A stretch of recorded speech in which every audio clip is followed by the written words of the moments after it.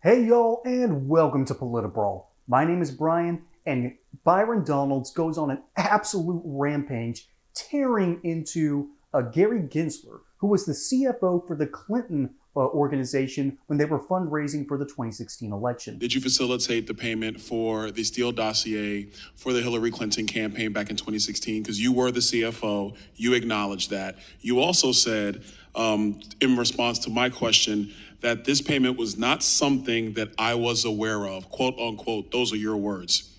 Interesting things have occurred since then.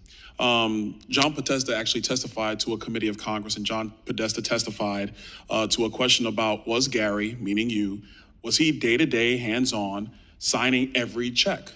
And so John Podesta testifies, actually he was under a deposition with a committee here in Congress. He says, yes, I don't know if he signed the checks, but he was there every day, meaning you. So let's circle back. Were you aware of the fact that the Hillary Clinton campaign actually paid for the Steele dossier, which unleashed one of the worst issues of intelligence malfeasance that our nation has ever seen? No, sir, I answered this 6 months ago, and this is the same answer today. No. You weren't aware of what was going on? Mr. Gensler, I find that very interesting because, if I listen to some of the people and the staff that have left the SEC, you're very aware of everything that is going on. It's actually your MO. You're very hands-on. So you're going to tell the committee right now, you had no idea that the Hillary Clinton campaign, of which you were the CFO on, sent money to Perkins Coie for a dossier that was phony, that led to the spying of a presidential campaign in 2016. You were not aware of any of this. Sir, as a chief financial officer in a political campaign, I was not aware of what a law firm was doing with some of the money that they got. Now, I find that interesting because in some of your other rhetoric about CFOs in the public sector, the private sector of our economy, you are very tough on CFOs. You've said on the record on many occasions that CFOs have a fiduciary responsibility to the organizations that they cover, that they should be aware of everything that is going on. So how is that a standard you hold CFOs in the private sector to, but you don't hold yourself to that same standard? That's not a standard that the SEC holds CFOs to. It's about their financials and that the financials are put together in accordance with GAAP and that the numbers are accurate. And that they're So did you accurately pay for the Steele dossier out of the Hillary Clinton campaign? Sir, I learned about that way after President Trump was a president and Hillary Clinton was a private citizen. Mr. Gensler, the no memory routine from a lot of appointees is really getting old. Y'all, I'm going to do a little research so you don't have to. I just pulled up Byron Donalds' page, and I quote, in 2016, Clinton CFO Gary Gensler claimed under oath he was unaware of the $1 million Steele dossier payment. Durham, I'm blanking on what Durham did. I think he was one of the guys that was blowing the whistle on the ridiculousness of the FBI and the whole Russia hoax. Durham confirms the DOJ and the FBI lied their way into bludgeoning Trump for years without cause. These liars worked hand in hand to interfere in our election. They must be held to account. Furthermore, he's retweeting an older quote. Let's see, Gary Gensler was the CFO of Hillary Clinton's 2016 presidential campaign, and he under oath said that he was unaware that the Clinton campaign facilitated the payment of the Steele dossier.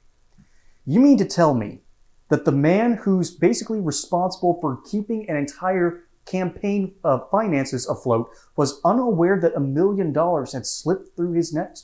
Hey y'all, as we know, you don't put all your eggs into one basket, right?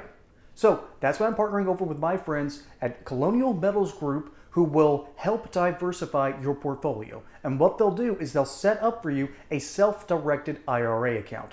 You'll have direct access to your assets. You'll be able to see what all's going on. And it doesn't matter what the stock market does or what often happens, what the government does. Your assets will be protected. So let the team of experts over at Colonial Metals Group help secure your account and your family's future today. There's a link in the description below. Oh, and by the way, if you don't like that, there's a 1-800 number you can call. And most importantly, though, is the kicker.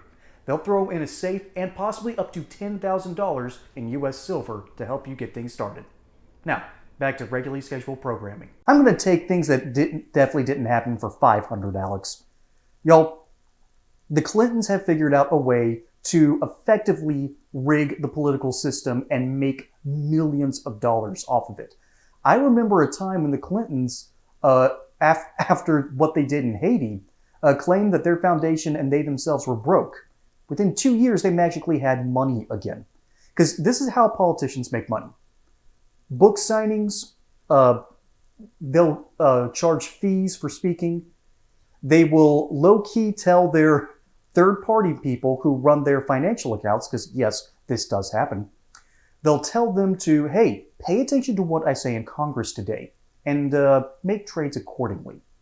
This is technically illegal, but it's also a gray area because the third party's not allowed to have any contact. And probably that third party, if they're investing properly, is smart enough to follow what these politicians are saying because they have meetings in public. You can go to C-SPAN and watch them. So I don't consider that to be corruption. However, there's another way that they've been making money. People like the Bidens and even Mitt Romney has done this. They send their kids to work on advisory boards, particularly on overseas ones and particularly Ukrainian ones. Funny thing what happened in Ukraine in about 2014 when they magically had a revolution out of thin air. Yeah. Regardless, this isn't about Ukraine. This isn't about the corruption of the Biden crime family, which I unironically believe in.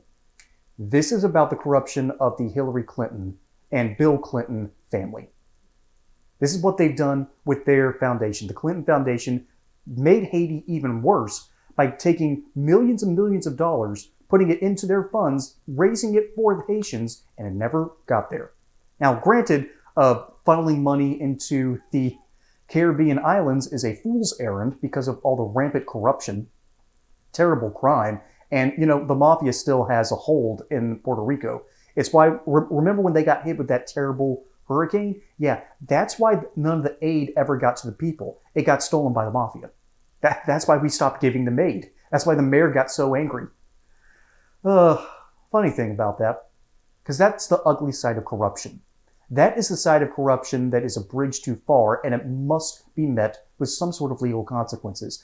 This is why conservatives have been calling for the prosecution of Hillary Clinton since they were the first family in Arkansas. That's how far back their corruption goes.